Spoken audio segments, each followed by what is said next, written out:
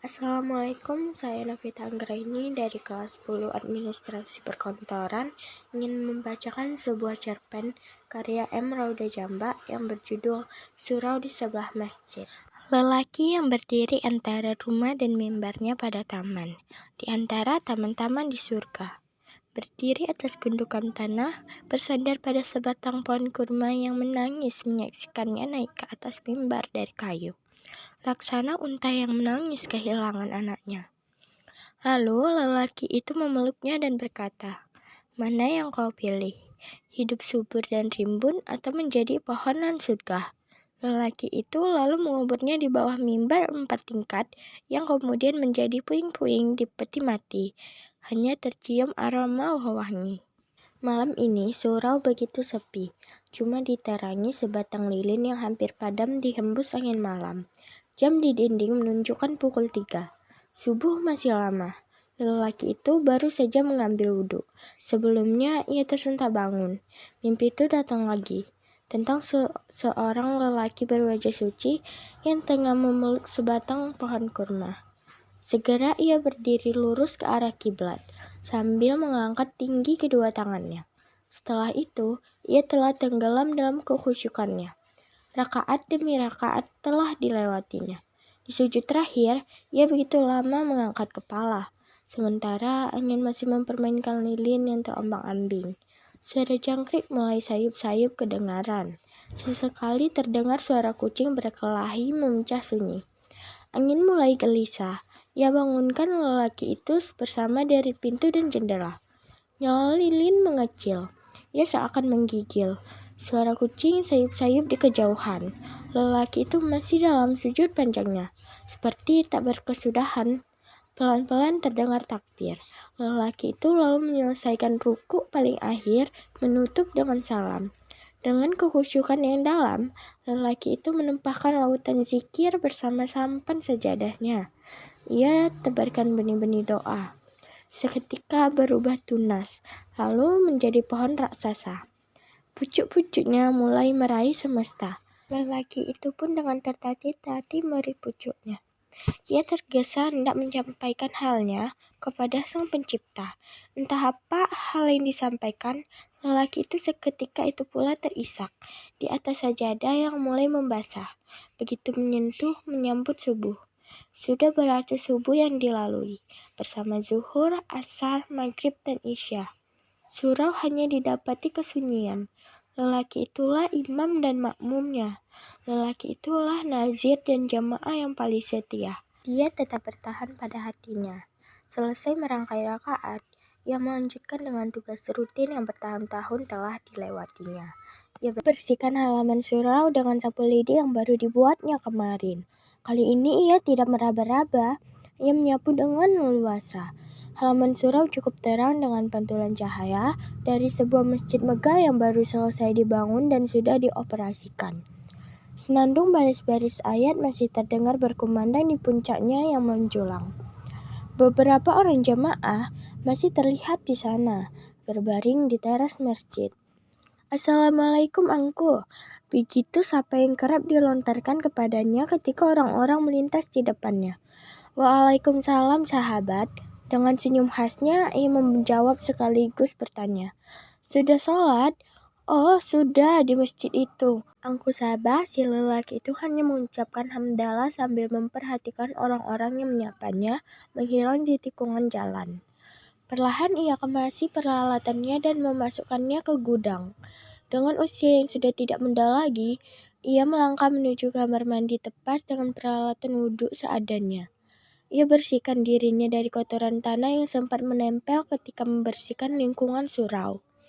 Aliran air yang begitu kecil hanya mampu membersihkan tubuh ala kadarnya. Setelah itu, Angku Sabah menuju ke kamar yang menempel di samping surau. Ia kenakan baju gunting Cina hasil sedekah dari anak satu-satunya yang kini menetap bersama suaminya di Jakarta.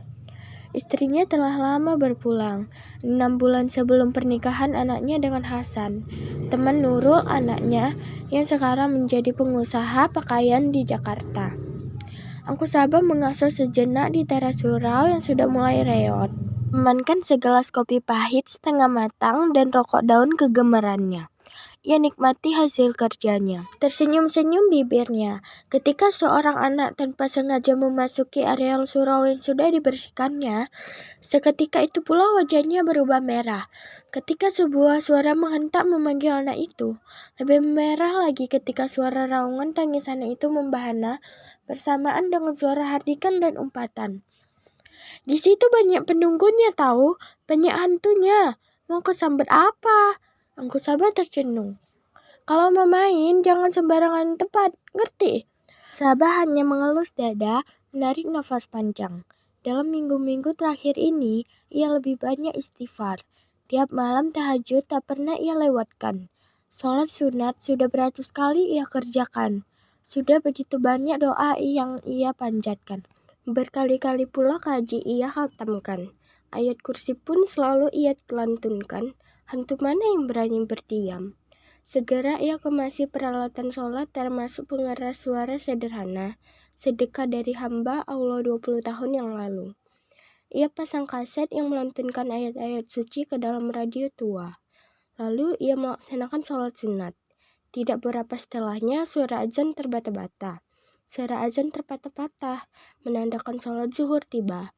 Suara azan itu semakin terbata ketika suara azan masjid sebelah menimpanya. Lebih terbata lagi ketika menggema suara azan dari puluhan masjid di sekitarnya. Angku menunggu berpuluh menit berlalu.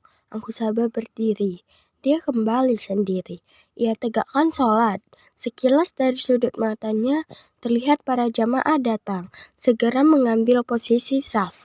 Dengan berbinar dan bersemangat, ia angkat kedua lengannya sambil melantunkan takbir. Rakaat demi rakaat telah dilewati dan berakhir pada salam.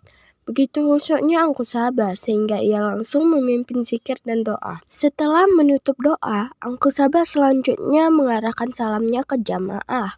Wajahnya berubah pucat, mulutnya hanya bisa menganga. Segera ia berdiri setengah berlari menuju pintu surau dan tidak mendapati siapa-siapa.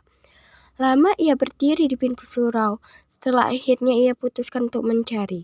Angku Saba segera melangkahkan kaki setelah semua pintu surau ia kunci. Sudah lama ia tidak pergi sekedar melangkahkan kaki bersilaturahmi. Itu dikarenakan karena selama ia pergi tidak ada yang menjaga surau.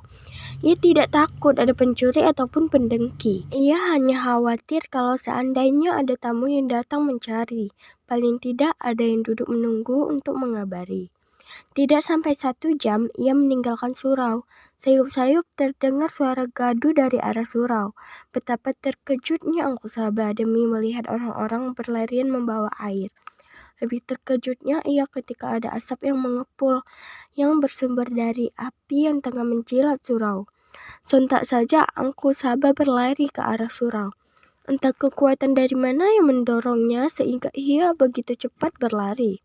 Tidak melihat lagi ke kiri dan ke kanan, menembus kerumunan orang-orang yang sibuk memadamkan api agar tidak melebar, menyambar masjid yang tidak begitu jauh dari surau. Orang-orang terkesima melihat Angku Saba yang tengah melakukan aksi penyelamatan. Peralatan sholat tua yang pernah disedekahkan dan lebih terkesima lagi ketika sebuah balok kayu yang terbakar tumbang, kemudian jatuh tepat menimpa Angku.